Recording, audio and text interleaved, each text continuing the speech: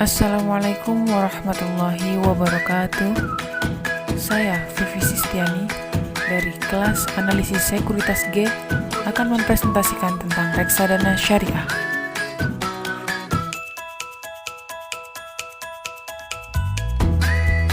Yang pertama adalah definisi reksadana syariah berdasarkan Fatwa Dewan Syariah Nasional MUI nomor 20 tahun 2001. Reksadana syariah adalah reksadana yang beroperasi menurut ketentuan dan prinsip syariat Islam, baik dalam bentuk akad antara pemodal sebagai pemilik harta dengan manajer investasi maupun antara manajer investasi dengan pengguna investasi.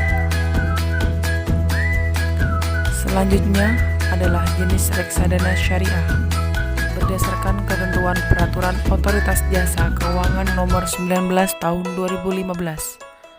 Jenis reksadana adalah sebagai berikut: reksadana pendapatan tetap, reksadana campuran, reksadana pasar uang, reksadana saham, reksadana terproteksi, reksadana indeks, reksadana berbasis efek syariah luar negeri, dan reksadana berbasis sukuk. Selanjutnya adalah faktor yang perlu diperhatikan dalam mengukur kinerja reksadana. Yang pertama adalah tingkat resiko, yang kedua adalah periode waktu, yang ketiga yaitu penggunaan patok duga atau benchmark, dan yang terakhir adalah tujuan investasi.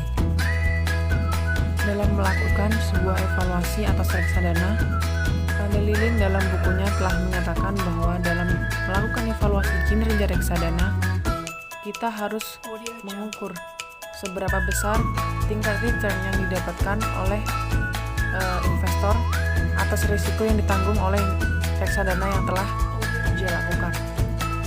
Salah satunya adalah ada evaluasi kinerja reksadana yang bersifat risk adjust. Dengan evaluasi kinerja ini, maka investor atau manajer investasi diharapkan bisa mengukur tingkat kinerja reksadana yang telah dilakukan. Berikut ini adalah beberapa evaluasi kinerja yang dapat dilakukan berdasarkan sifat risk adjust. Yang pertama yaitu indeks SAR, yang kedua yaitu indeks Trainer, yang ketiga yaitu indeks Jensen.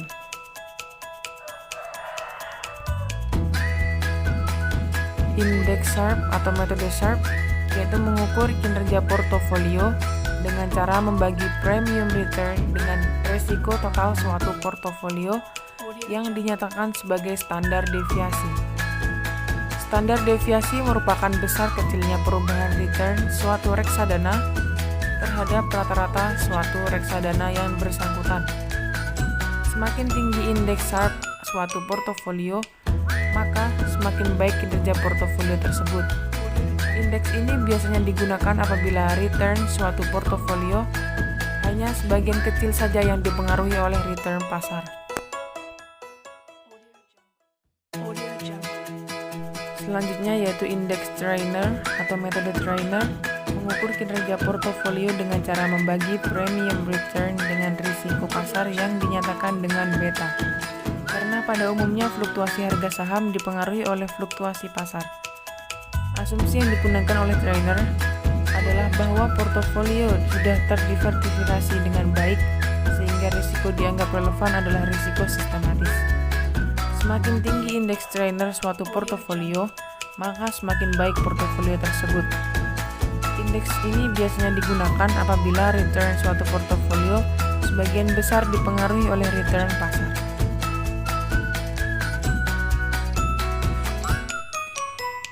Yang terakhir yaitu indeks Jensen atau metode Jensen, mengukur kinerja portofolio dengan menunjukkan antara perbedaan tingkat actual return dengan expected return jika portofolio tersebut berada pada garis pasar modal. Indeks ini dapat digunakan apabila investor ingin mengetahui seberapa besar tingkat dan kemampuan manajer investasi dalam mengalahkan kinerja pasar. Jika nilai indeks positif, maka portofolio tersebut memberikan actual return lebih besar dibandingkan expected return-nya.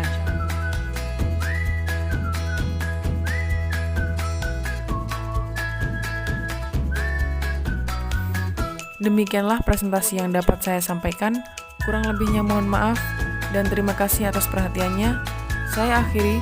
Wassalamualaikum warahmatullahi wabarakatuh.